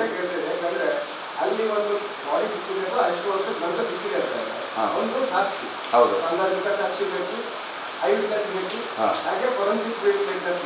ಹೌದು ಡೆಡ್ ಬಾಡಿ ನೋಡಿದರೆ ಅಂದರೆ ಸ್ಕೆಲೆಟನ್ ಫಾರ್ಮೇಷನ್ ನೋಡಿದರೆ ಗೊತ್ತಾಗುತ್ತೆ ಪೋಸ್ಟ್ ಮಾರ್ಟಮ್ ಆಗಿದೆಯೋ ಇಲ್ಲೋ ಅಂಥೇಳಿ. ತಲೆ ಇದನ್ನು ಹೊಡೆದಿದ್ರೆ ಅದು ಪೋಸ್ಟ್ ಮಾರ್ಟಮ್ ಆಗಿದೆ ಅಂತೇಳಿ. ಆಗಿಲ್ಲ ಅಂತ ಹೇಳಿದರೆ ಇದು ವಿದೌಟ್ ಪೋಸ್ಟ್ ಮಾರ್ಟಮ್ ತಂದು ಹಾಕಿದ್ದಾರೆ. ಅದನ್ನು ಎಕ್ಸ್ಪರ್ಟ್ ಹೇಳ್ತಾರೆ. ಈಗ ನಿನ್ನೆ ಜಯಂತ್ ಅವರು SIT ಕಚೇರಿಯಿಂದ ಹೊರಗಡೆ ಬಂದು ಒಂದು ವಿಚಾರ ಹೇಳಿದ್ರು, ನಾನು ಈ ಕೇಸ್ನ ಬಗ್ಗೆ ಹೇಳಿದೆ, ಬಟ್ ಧರ್ಮಸ್ಥಳ ಸ್ಟೇಷನ್ ಕಂಪ್ಲೇಂಟ್ ಕೊಡಿ ಅಂತ ಹೇಳಿದ್ದಾರೆ ನನಗೆ ಅಂತಂದ್ರು. ಈ ಬಗ್ಗೆ ನೀವು ಸ್ಪೆಸಿಫಿಕ್ ಕಂಪ್ಲೇಂಟ್ ಕೊಡ್ತೀರಾ ಹೇಗೆ ಅಂತ? ಸರ್, ಈಗ ಅದು ತಾವು ಇನ್ನೊಂದು ಜಯಂತ್ ಅವ್ರದ್ದು ಹೇಳಿದ್ರಲ್ಲ, ಅದರಲ್ಲಿ ಒಬ್ಬರು ಐ ವಿಟ್ನೆಸ್ ಇದ್ದಾರೆ. ಅವರಿಗೆ ಬೆದರಿಕೆ ಕೊಟ್ಟಿದ್ದಾರೆ ಕೇಶವ್ ಬೆಳಾಲ್ ಅನ್ನೋರು, ಧರ್ಮಸ್ಥಳ ಅವರು ನಿನ್ನೆ ಪಂಚಾಯತಿಯಲ್ಲಿ 10 ವರ್ಷ ಅಧ್ಯಕ್ಷ ಆಗಿದ್ದವನು ಕೇಶವ ಬೆಳಾಲ್ ವಕೀಲ. ಆ ಸಾಕ್ಷಿಗೆ ಏನಂತ ಬೆದರಿಕೆ ಕೊಟ್ಟಿದ್ದಾರೆ, ಏನು ಭಾರಿ ಸಾಕ್ಷಿ ಹೇಳ್ತಿ ಅಂತ ನೀನು ಅಂತ ಹೆದರಿಕೆ ಹಾಕಿದ್ದಾರೆ. ಅವರು ಸ್ಟೇಷನಿಗೆ ಹೋದರೆ ಕೇಸ್ ರಿಜಿಸ್ಟರ್ ಮಾಡಿಲ್ಲ. ಕೇಸ್ ರಿಜಿಸ್ಟರ್ ಮಾಡದೆ ಅವ್ರನ್ನ ಕರೆಸಿ ರಾಜಿ ಪಂಚಾಯತಿ ಮಾಡಿ, ಅವರು ಅಡ್ವೊಕೇಟ್ ಅಂತ ಕೇಶವ ಬೆಳಾಲ್ ಅವರು 15-20 ವರ್ಷದ್ದು ಅವರು ಬರೆದು ಕೊಟ್ಟಿದ್ದಾರೆ. 28 ವರ್ಷ. ನಾವು ಇನ್ನು ಮೇಲೆ ಇವ್ರು ತಂಟೆಗೆ ಬರೋದಿಲ್ಲ ಅಂತ ಬರೆದು ಕೊಟ್ಟಿದ್ದಾರಂತೆ. ಯಾರಿಗೆ ಅವ್ರು ಹೆದರಿಕೆ ಹಾಕಿದ್ದು? ತಾವು ಹೇಳಿದ್ರಲ್ಲ ಸರ್ ಪ್ರಕರಣ, ಆ ಪ್ರಕರಣದ ಪ್ರಮುಖ ಸಾಕ್ಷಿ SITಯಲ್ಲಿ ಕೂಡ ಈಸ್ ಅ ವಿಟ್ನೆಸ್. ಅವ್ರಿಗೆ ಹೆದರಿಕೆ ಹಾಕಿದ್ದಾರೆ. ಅಲ್ಲ, ಜಯಂತ್ರ ನೋಡಿದ್ದಾರೆ. ಜಯಂತ್ರ ಮತ್ತು ಅವರು ಎಲ್ಲರೂ ಒಟ್ಟಾಗೆ ಇದ್ದಿದ್ದವಾಗ ಅಂದರೆ 3 ದಿನದಿಂದ ಕೊಟ್ಟಿದ್ರು. ನಿನ್ನೆ ಸ್ಟೇಷನಿಗೆ ಕರೆಸಿದ್ರು ಅವರು. ನಿನ್ನೆ ಆಗಿರೋದು ಸ್ಟೇಷನ್ಗೆ ಕಂಪ್ಲೇಂಟ್ ಎಲ್ಲ ಆಗಿದೆ. ಆದರೆ ಅದೇ 28 ವರ್ಷದ ಏನು ಲಾಯರ್ ಬಂದು ಸ್ಟೇಟ್ಮೆಂಟ್ ಕೊಟ್ಟದಿದ್ದು, ನಾನಿನ್ನು ತಂಟೆಗೆ ಹೋಗೋದಿಲ್ಲ ಅಂತೇಳಿ. ಯಾಕೆ ಹೇಳಬೇಕು ಮಾಡದವ? ಆನಂತರ ಇನ್ನೊಬ್ರು ನಿಮ್ಗೆ ಗೊತ್ತಿದೆ, ನಾನು ಶವ ಹೂತು ಹಾಕೋದು ನೋಡಿದ್ದೇನೆ ಅಂತೇಳಿ ತುಕಾರಾಮ್ ಅನ್ನೋರು ಕೂಡ SIT ಕಂಪ್ಲೇಂಟ್ ಕೊಟ್ಟಿದ್ದಾರೆ. ಅದು ರಿಜಿಸ್ಟರ್ ನೋಟ್ ಆಗಿದೆ. ಅವರಿಗೆ ಕೃಷ್ಣಾ ಸಿಂಗ್ ಅವರು, ಮಾನ್ಯ ನಡೆದಾಡುವ ವ್ಯಕ್ತಿಯ ಆಪ್ತ ಕಾರ್ಯದರ್ಶಿ ಕೃಷ್ಣಾ ಸಿಂಗ್ ಅವರು ದೂರವಾಣಿ ಕಾಲ್ ಮಾಡಿ, ಆ ಕಾಲ್ ರಿಜಿಸ್ಟರ್ ಇದೆ, ಅವ್ರ ಫೋನ್ ನಂಬರ್ ಇದೆ, ಎಷ್ಟರಿಂದ ಎಷ್ಟೊತ್ತಿನ ತನಕ ಮಾತಾಡಿದ್ರು ಅನ್ನೋದು ಕೂಡ ಇದೆ. ಅವ್ರು ನಾವು ಬರೋಕೆ ಹೇಳಿದ್ವಿ, ಬಟ್ ಅವರು ಬರಲಿಲ್ಲ. ತುಕಾರಾಮ್ ಅವರು ಬರಲಿಲ್ಲ. ಬಂದಿದ್ದರೆ ಅವ್ರ ಫೋನ್ನೇ ನಿಮ್ಗೆ ತೋರಿಸ್ತಾ ಇದ್ರು. ಅದು ಸ್ಕ್ರೀನ್ಶಾಟು ಕಳಿಸ್ತೀವಿ. ಕೃಷ್ಣಾ ಸಿಂಗ್ ಅವರು, ಇಲ್ಲ ಸರ್ ಒಂದು ನಿಮಿಷ, ಕೃಷ್ಣಾ ಸಿಂಗ್ ಅವರು ನಡೆದಾಡುವ ವ್ಯಕ್ತಿಯ ಆಪ್ತ ಕಾರ್ಯದರ್ಶಿಯ ಆದಂಥ ಕೃಷ್ಣಾ ಸಿಂಗ್ ಅವ್ರು ಯಾಕೆ ಇವ್ರು ಫೋನ್ ಮಾಡಬೇಕು, ನೀನು ಹೋಗಬೇಡ ಅಲ್ಲಿ, ಯಾಕೆ ಸಾಕ್ಷಿ ಕೊಡ್ತೀಯ ಅಂತ ಹೇಳಿ? ಅದನ್ನ ಅವ್ರ ಬಾಯಿಂದನೇ ಕೇಳಿ ಸರ್. ನಾನು ಹೇಳಿದ್ರೆ 3rd ಪರ್ಸನ್ ಆಗ್ತೀನಿ. ಈಗ ಮೊನ್ನೆ ದೂರುದಾರ ಒಂದು ಖಾಸಗಿ ಚಾನಲ್ ಇಂಟರ್ವ್ಯೂ ಕೊಡ್ತಾರೆ. ಆ ಇಂಟರ್ವ್ಯೂ ಸಂದರ್ಭದಲ್ಲಿ ಒಂದಷ್ಟು ಅಂಶಗಳ ಒಂದಷ್ಟು ಪಾಯಿಂಟ್ಸ್ ನ ನೀವು ಕೂತ್ಕೊಂಡು ಹೇಳ್ತಾ ಇದ್ರಿ ಅನ್ನೋದು ಅಲಿಗೇಷನ್. ನಿಜವಾಗಿ ನೀವು ಅಲ್ಲಿದ್ರ ಅಲ್ಲ, ಆ ದೂರುದಾರ ಹಿಂದೆ ಇರೋಂಥ ನೀವೇ? Allegation correct. ನೀವು ಕೇಳಿ, ಮೊನ್ನೆ ಸುಮಾರು ಜನ ಹೇಳ್ತಾ ಇದ್ದಾರೆ ಆ ದೂರುದಾರ ವ್ಯಕ್ತಿ ಹಿಂದೆ ಇರೋದು ಯಾರು ಅಂತ ನಮ್ಗೆ ಗೊತ್ತಿದೆ ಅಂತೆಲ್ಲರೂ ಹೇಳ್ತಾ ಇದ್ದಾರೆ. ಅದು ಒಂದು ಇಂಡಿಯಾ ಟುಡೇದಲ್ಲಿ ನೋಡಿದಾರಲ್ಲ, ವಾಯ್ಸು ನಂದು ಅಂತ ವಾಯ್ಸು. ಸರ್, ವಾಯ್ಸು ಆ ವ್ಯಕ್ತಿ ಹಿಂದಿನ ಥರ ಬರ್ತೈತಾ ಮುಂದಿನ ಥರ ಬರ್ತೈತಾ? ಪಕ್ಕದಿಂದ ಬರ್ತೈತಾ ಅಥವಾ ಮುಂದಿನ ಥರ? ಆ ವ್ಯಕ್ತಿಯ ಹಿಂದೆ ಯಾರೂ ಇಲ್ಲ. ಆ ವ್ಯಕ್ತಿಯ ಜೊತೆಗೆ ಇರೋದು ನಾವೆಲ್ಲ. ಇಡೀ 100 ಜನ ಇದ್ದಾರೆ. ಇದರಲ್ಲಿ ಯಾವುದೇ ಮುಚ್ಚುಮರೆ ಇಲ್ಲ. ಆ ವ್ಯಕ್ತಿಯ ಹಿಂದೆ ಯಾರೋ ಇದ್ದಾರೆ ಅನ್ನೋದು ದಯವಿಟ್ಟು ಬಿಟ್ಬಿಡಿ. ಆ ವ್ಯಕ್ತಿಯ ಜೊತೆಗಿರೋದು, ಆ ವ್ಯಕ್ತಿಯ ಜೊತೆಗೆ 100 ಜನ ಇದ್ದಾರೆ, ಸಾವಿರಾರು ವಕೀಲರು ಇದ್ದಾರೆ. I am one among them. ಇದರಲ್ಲಿ ಇದು ಷಡ್ಯಂತ್ರ, ಯಾರೋ ಇದ್ದಾರೆ, ಮಟ್ಟಣ್ಣವರು ಏನೋ ಆಗ್ತಾ ಇದ್ದಾರೆ, ಖಂಡಿತ ಮುಚ್ಚುಮರೆ ಮಾಡಲ್ಲ. ಖಂಡಿತ ನಾನು ಹೇಳ್ತಾ ಇದ್ದೀನಿ, let them ask us for enquiry. ನಮ್ಮನ್ನು ಕರೀಲಿ. ಅವನೊಬ್ಬ ವಿಟ್ನೆಸ್, ಅವನ ಆರೋಪಿ ಅಲ್ಲ, ವಿಟ್ನೆಸ್ ಅವನು. ಈಗ ನೀವು ಒಂದು ಕಡೆ ಹೇಳಿದ್ರಿ, ಅವರು ಕೆಲವು ದಾಖಲೆಗಳು ಇಲ್ಲ, ಅದು ಇಲ್ಲ ಡಿಸ್ಟ್ರಾಯ್ ಮಾಡಿದ್ದೀವಿ ಅಂತ. ಆದರೆ ಒಂದು ಅಂಶ ಇದೆ, ಯಾವ ಕೇಸ್ಗಳು ಫೈನಲ್ ರಿಪೋರ್ಟ್ ಆಗ್ತದೆ ಡಿಸ್ಟ್ರಾಯ್ ಮಾಡಬೇಕು ಅಂತ ಒಂದು ಆರ್ಡರ್ ಇದೆ. ಎಕ್ಸಾಕ್ಟ್ಲಿ, ಹೌದು ಅಲ್ವಾ? ಹೌದು. ಆ ಇದ್ರ ಮೇಲೆ ಅವರು ಡಿಸ್ಟ್ರಾಯ್ ಮಾಡಿರ್ತಾರೆ ಸರ್. 2002ನಲ್ಲಿ ಡಿಜಿಟಲೈಸ್ ಆದಮೇಲೆ ಡಿಸ್ಟ್ರಾಯ್ ಹೆಂಗಾಗುತ್ತೆ? ಆನಂತರ ಫೈನಲ್ ರಿಪೋರ್ಟ್ 302 ಎಲ್ಲಿದೆ? ಫೈನಲ್ ರಿಪೋರ್ಟ್ ಏನಾಗಿದೆ? ಇದು 2010 ಕೇಸ್ ಅಲ್ಲ, ಮರ್ಡರ್ ಕೇಸ್. ಹೇಗೆ ಡಿಸ್ಟ್ರಾಯ್ ಮಾಡ್ತಾರೆ? ನಾವೀಗ ಇದು ಪ್ರೆಸೆಂಟ್ ಇದು ಮಾತಾಡ್ತಾ ಇದ್ದೇವಲ್ಲ, ಇದು ಹೇಗೆ? 1 ಎಕರೆ ಹೂತಿಟ್ಟ ಜಾಗದಾಗನೇ ಮಣ್ಣು ಹಾಕಿದ್ದಾರೆ. ಇದನ್ನೇ ಹೆಂಗೆ ಕೊಡ್ತಾರೆ? ಡಿಜಿಟಲೈಸ್ ಆಗಿದೆ, ಅದು ಬೇಕಾದ್ರೆ ಜೀವನ ಕೂಡ ತೆಗೆದುಕೊಡ್ತೇನೆ ನಿಮಗೆ. ಪಾಯಿಂಟ್ 1 ರಿಂದ 5 ತನಕ ಮಣ್ಣು ಹೋಗಿದೆ. ಅಲ್ಲ, ಡಿಜಿಟಲ್ 13 ಕೆಲಸ ಆಗಿದೆ, 16 ಕೆಲಸ ಆಗಿದೆ. ಸರ್, ಇವ್ರು ನಾನು ಅದು ಸ್ಪೆಸಿಫಿಕ್ ಆಗಿ ಹೇಳ್ತೇನೆ. ಏನು ರೆಫರೆನ್ಸ್ ಕೊಟ್ಟಿದ್ದಾರೆ ಅಂತ ಹೇಳಿದ್ರೆ, ಕೆಲವೊಂದು ದಾಖಲೆಗಳನ್ನು ನಾಶ ಮಾಡ್ಬೋದು. ಯಾವುದು? ನಮ್ಮ ಪೊಲೀಸ್ ಸ್ಟೇಷನ್ನಲ್ಲಿ ಇದ್ದಂಥ ಸಿಬ್ಬಂದಿಗಳು, PSI ಇದ್ದು ವೇತನ, ವೆಹಿಕಲ್ ಅಲೌನ್ಸು ಅವೆಲ್ಲ ಇರ್ತಲ್ಲ, ಡಿಸ್ಟ್ರಾಯ್ ಮಾಡ್ಬೋದು. ಬಟ್ ಕಾಗ್ನೈಸಿಬಲ್ ಕ್ರೈಮ್ ರಿಜಿಸ್ಟ್ರ್ ಇರ್ತದೆ. UDR ಮತ್ತು ಮರ್ಡರ್ ಕೇಸ್ ಎಲ್ಲ ಕಾಗ್ನೈಸಿಬಲ್ ಕ್ರೈಮ್ ರಿಜಿಸ್ಟ್ರು. ಪ್ರತಿ ವರ್ಷ ಬಿಳಿ ಬಟ್ಟೆ ಅಥವಾ ಕೆಂಪು ಬಟ್ಟೆಯಿಂದ ಹೀನಸ್ ಅಫೆನ್ಸ್ ಇದ್ದರೆ ಕೆಂಪು ಬಟ್ಟೆಯಿಂದ ಸುತ್ತಬೇಕು. ನಾನ್ ಇನಸ್ ಇದ್ದರೆ ಬಿಳಿ ಬಟ್ಟೆಯಿಂದ ಸುತ್ತಿ ಇಡಬೇಕು, ಅವನ್ನ ಡಿಸ್ಟ್ರಾಯ್ ಮಾಡೋಕ್ಕೆ ಅವಕಾಶ ಇಲ್ಲ ಅಪ್ ಟು 25 years. ಇವತ್ತು ಬಿಜೆಪಿ ಒಂದು ಆರೋಪ ಮಾಡಿದ್ರು, ಫಾರಿನ್ ಇಂದ ಫಂಡ್ ಬರ್ತಿದೆ, ಬ್ಯಾಕಪ್ ಟೀಮ್ ಅಂತ ನೀವು ಹೇಳಿದ್ರಿ, ಅವರು ದೂರದಾರ ಜೊತೆ ನಾವೇ ಇರೋದು ಅಂತ.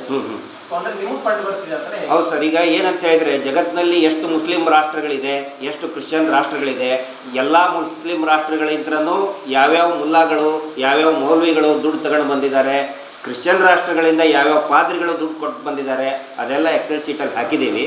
ಅದಕ್ಕೆ ಹೇಳ್ತೀವಿ, SITದವ್ರ ತನಿಖೆಗೆ ನಮ್ಗೆ ಕರೆದ್ರೆ ಯಾರ್ಯಾರು ಯಾವ ಮೌಲ್ವಿಗಳು ಯಾವ ಪಾದ್ರಿಗಳು ನಮ್ಗೆ ದುಡ್ಡು ಕೊಟ್ಟಿದ್ದಾರಲ್ಲ ಎಕ್ಸೆಲ್ ಶೀಟ್ನಲ್ಲಿ ಹಾಕಿ ನಾವು ಕೊಡ್ತೀವಿ ಸರ್. ಅಲ್ಲ ಬಿಜೆಪಿಯವರು ಅಂತ ಹೇಳಿದ್ರಲ್ಲ, ಯಾರದು? ಇವತ್ತು ಬಿಜೆಪಿಯ ಪ್ರತಿಯೊಬ್ಬ ನಾಯಕರು ಕೂಡ ಬಿಜೆಪಿ ನಿಯೋಗ ಬಂದಿತ್ತು ಧರ್ಮಸ್ಥಳಕ್ಕೆ. ಆ ಟೈಮ್ನಲ್ಲಿ ಆತನ ಹಿಂದೆ ಒಂದಷ್ಟು ಜನ ಒಂದು ಟೀಮ್ ವರ್ಕ್ ಮಾಡ್ತಿದೆ ಅಂತಂದ್ರೆ, ಈಗ ಗಿರೀಶ್ ಅವರು ಹೇಳಿದ್ರು ಹೌದು ಆತನ ಜೊತೆ ನಾವೇ ಇರೋದು ಅಂತಂದ್ರೆ. ಸೊ ಆ ಒಂದು ಕಾರಣಕ್ಕೋಸ್ಕರ ಪ್ರಶ್ನೆ. ಹೌದು ಸರ್. ಅಲ್ಲ ಬಿಜೆಪಿಯವರು ಹೇಳ್ತಾರೆ ನಮಗೆ ಇಂಟರ್ನ್ಯಾಷನಲ್ ಫಂಡ್ಗಳು ಬರ್ತಾ ಇದೆ ಹಾಗೆ. ಹೌದು. ಇವರೇ ಕೊಟ್ಟಿರ್ಬೋದು ನಮಗೆ, ಅವ್ರಿಗೆ ಗೊತ್ತಿರ್ತದಲ್ಲ, ಕೊಟ್ಟಿರುವವರೆಗೆ ಗೊತ್ತಿರೋದಿಲ್ಲ ನಾವು ದುಡ್ಡು ಬರ್ತದೆ ಅಂತ ಅವರೇ ಕೊಟ್ಟಿರ್ಬೋದಲ್ವ ಸರ್. ದುಡ್ಡಿನ ಅತಿ ಹೆಚ್ಚು ಆಸೆ ಹಚ್ಚವರೇ ಇವರು, ಈ ಧರ್ಮೋದ್ಯಮಿಗಳೇ. ಪ್ರತಿಯೊಬ್ಬರಿಗೂ ಕೂಡ ಅವರೇ ಹಚ್ತಾ ಇದ್ದಾರೆ. ನಮ್ಗೆ ದುಡ್ಡಿನ ಆಸೆ ಇದ್ದರೆ ಅವ್ರ ಹತ್ರ ನಾವು ಇಸ್ಕೊತಿದ್ವಲ್ಲ ಸರ್ ನಾವು. ಅದಕ್ಕೆ ನೋಡಿ, ದುಡ್ಡು ಫಾರಿನ್ ಫಂಡ್ ತೊಗೊಳ್ಳೋದು ಕೂಡ it is a severe offence. ಅದು ಇಟ್ ಈಸ್ ಅನ್ ಅಫೆನ್ಸ್. ಇಡಿಗೆ ಗೊತ್ತಾಗಲಾರ್ದೆ ತೊಗೊಳ್ತಾ ಇದೀವಿ ಅಂತ ಹೇಳಿ ನಾವು ದೊಡ್ಡ ಕ್ರಿಮಿನಲ್ಗಳು. ನಾವು ಅಕಸ್ಮಾತ್ ಇಡೀ ಕಣ್ಣು ತಪ್ಪಿಸಿ ನಾವು ತೊಗೊಂಡಿದ್ವಿ ಅಂದರೆ ಅದು ಭಯೋತ್ಪಾದನೆ, ಇಟ್ ಈಸ್ ಇಕನಾಮಿಕಲ್ ಟೆರರಿಸಮ್. ಅದು ಕೇಸ್ ಮಾಡಲಿ ಅಲ್ಲ ಸರ್. ಹಂಗೆ ಮಾಡಿದ್ವಿ ಅಂದರೆ ಯಾವಾಗ ನಮ್ಮನ್ನು ಅರೆಸ್ಟ್ ಮಾಡ್ತಿದ್ರು. ಕೊಡ್ಲಿ ಅಲ್ಲ, ಕೊಡ್ಲಿ. ಅಯ್ಯೋ ಖಂಡಿತ ಕೊಡ್ಲಿ ಸರ್. ಇದು ಏನು ಗೊತ್ತಾ, ಇಡಿಗೆ ಅವ್ರದ್ದು ಸರ್ಕಾರ, ಬಿಜೆಪಿ ಅವ್ರದ್ದು ಸರ್ಕಾರ ಇರೋದಲ್ಲ, ಕೊಡ್ಲಿ ಸರ್ ಪ್ಲೀಸ್ ಕೊಡೋದು. NIA ಕೊಡ್ಲಿ, NIA ಕೊಡ್ಲಿ, FBI ಕೊಡ್ಲಿ, ಟ್ರಂಪ್ ಅವ್ರು ಮಾಡಲಿ, ಯಾರು ಮಾಡಲಿ, ಯಾರು ಬೇಕಾದ್ರೂ ಮಾಡಿ. ಯಾರು ನಮ್ದು ಪಾರದರ್ಶಕತೆ ಹೋರಾಟ ಸತ್ಯ. ಆಮೇಲೆ ನಾವು ಹಂಗೆ ತಗೊಂಡಿದ್ರೆ ನಮ್ಮನ್ನು ಯಾವಾಗ ಅರೆಸ್ಟ್ ಮಾಡ್ತಿದ್ರು, ಬಿಡ್ತಿದ್ದಿಲ್ಲ. ನಮ್ದೆಲ್ಲ ಜಲ್ದಿ ಹಿಡಿದು ಬಿಟ್ಟಿದ್ದಾರೆ. ಆಸ್ತಿ ಎಷ್ಟು ನಮ್ದು, ಎಲ್ಲೆಲ್ಲಿ ಹೋಗ್ತೀವಿ, ಏನು ಮಾಡದೆ ಜಿಲ್ಲೆ ಅಲ್ಲೆಲ್ಲಿ ಕೇಸ್ ಹಾಕಿದ್ದಾರೆ. ಇದನ್ನೊಂದು ದುಡ್ಡು ಬಂದ್ರೆ ಬಿಡ್ತಾರೆ. ಮೂರ್ಖತನದ ಮಾತುಗಳಷ್ಟೇ. ಹೇಗಾದ್ರೂ ಮಾಡಿ ಅತ್ಯಾಚಾರಿಗಳನ್ನು ರಕ್ಷಣೆ ಮಾಡಬೇಕಷ್ಟೇ, ಏನು ಮಾಡ್ಲಿಕ್ಕಾಗೋದಿಲ್ಲ. ಕೊಟ್ಟಿಲ್ಲ ಸರ್. ಕೊಟ್ಟರೆ ಹೋಗ್ತೀವಿ, ಎಕ್ಸ್ಪೆಕ್ಟ್ ಮಾಡ್ತಾ ಇದ್ದೀವಿ, ಕೊಟ್ಟರೆ ಕಾಯ್ತಾ ಇದ್ದೇವೆ, ಕೊಡಬೇಕು. ತಮ್ಮೆಲ್ಲರ ಒಂದು ಸಹಕಾರ ಇರಲಿ ಸರ್. ಯಾಕಂದರೆ ಬಹಳ ಅತಿ ದೊಡ್ಡದಾದಂತಹ ಪ್ರಕರಣ ಇದು. 40-50 ವರ್ಷಗಳಿಂದ ಅನೇಕ ಜನ ಹೋರಾಟ ಮಾಡಿದ್ದಾರೆ, ಸತ್ತು ಹೋಗಿದ್ದಾರೆ. ನಾವು ಈಗ ನಾವು ಭಾಳ ಚಿಕ್ಕವರು. ಹೋರಾಟದ ಮುಂದೆ, ಮಹೇಶ್ ಶೆಟ್ಟರ್ ಮುಂದೆ ನಾನು ಭಾಳ ಚಿಕ್ಕವನು. ಆದರೆ ಏನಿದೆ, ಒಂದು ಹಂತಕ್ಕೆ ಬಂದಿದೆ. ಈ ಅಪಪ್ರಚಾರ ಮಾಡ್ತಾರೆ. ಇವತ್ತು ಯಾವುದೋ ಒಂದು TV ಒಂದು ನ್ಯೂಸ್ ಪೇಪರಲ್ಲಿ ನೋಡಿದೆ, ಅವನಿಗೆ 2 ಹೊಡೆದ್ರಂತೆ, ನಮಗೂ ಹೊಡೆದಾರಂತೆ SIT ಅವರು, ಪೇಪರಲ್ಲಿ ಹಾಕಿದ್ದಾರೆ. ದಯವಿಟ್ಟು ಅಂಥ ಅಪಪ್ರಚಾರಗಳನ್ನು ಮಾಡೋಕ್ಕೆ ಹೋಗಬೇಡಿ. ಯಾಕಂದರೆ ಕೋಟ್ಯಾಂತರ ಜನರ ಪ್ರಾರ್ಥನೆ ಇದೆ ಇದರಿಂದ. ನಾವು ತಪ್ಪು ಮಾಡಿದರೆ ನಮಗೆ ತಿದ್ದು ಹೇಳಿ. ಗಿರೀಶ್ ಅವರೇ, ಮಹೇಶ್ ಶೆಟ್ಟಿ ಅವರೇ, ನಮಗೆ ಹೇಳಿ. ನಾವು ತಪ್ಪು ಮಾಡಿದರೆ ನಾವು ತಿದ್ಕೋತೀವಿ. ಯಾಕಂದರೆ ಕ್ರಿಟಿಸೈಸ್ ಮಾಡುವಂಥ ಅಧಿಕಾರ ಮಾಧ್ಯಮದವ್ರಿಗೆ ಇದೆ. ತಪ್ಪು ಮಾಡಿದರೆ ಹೇಳಿ. ಆದರೆ ವಿನಾಕಾರಣ ಕೆಲವೊಬ್ರು ಇದ್ದಾರೆ, ನಾನು ಎಲ್ಲರೂ ಅಂತ ಹೇಳಕ್ಕೆ ಹೋಗಲ್ಲ, ಸುಖ ಸುಮ್ಮನೆ ಮಾತಾಡೋದು, ಇದು ಮಾಡೋದು, ಅಪಪ್ರಚಾರ ಮಾಡೋದು, ಹೋರಾಟಕ್ಕೆ ಯಾವುದೇ ರೀತಿ ಧಕ್ಕೆ ತರಲಾರ್ದಂಗೆ ನೋಡ್ಕೊಳ್ಳೋದು ನಿಮ್ಮ ಜವಾಬ್ದಾರಿ. Thank you.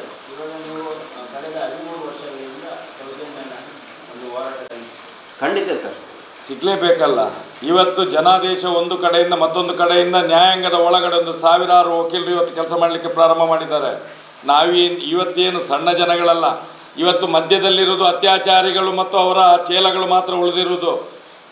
ಈಗ ಏನು ಸಿಗುತ್ತೆ ಅಲ್ಲ, ಈಗ ಡೆಡ್ ಬಾಡಿ ಸಿಗಲಿಲ್ಲ ಅಂತ ಹೇಳ್ತಾರಲ್ಲ, ಒಂದು ಅವಕಾಶ ಗ್ರಾಮಸ್ಥರಿಗೂ ಕೂಡಿ ಎಲ್ಲರಿಗೂ ಬೇಕಾದ್ರೆ ನಾವೇ ಅಖಾಡ ಕೇಳ್ತೇವೆ. ಈಗ ಯಾವುದು ಕೂಡ ಸುಳ್ಳಲ್ಲ. ಧನಂಜಯ ಅವರು ಏನು ಇದನ್ನು ಕೇಸ್ ತೊಗೊಂಡಿದ್ದಾರೆ, ಖಂಡಿತ ಇದನ್ನು ನೋಡಿದರೆ ಭಾಳ ನಮಗೆ ಪ್ರೂವ್ ಆಗುತ್ತೆ. ಒಂದು ಅವಕಾಶ ಗ್ರಾಮಸ್ಥರು ಕೇಳ್ತಾ ಇದ್ದಾರೆ, ದಯವಿಟ್ಟು ಎಲ್ರಿಗೂ ಒಂದು ಅವಕಾಶ ಕೊಡಿ. ಎಲ್ಲ ಕಡೆಯೂ ಕೂಡ ಡೆಡ್ ಬಾಡಿ ಸಿಕ್ಕೇ ಸಿಗ್ತದೆ, ಇಲ್ಲವೇ ಇಲ್ಲ ಅನ್ನೋದು ದೊಡ್ಡ ಸುಳ್ಳು. Yes sir.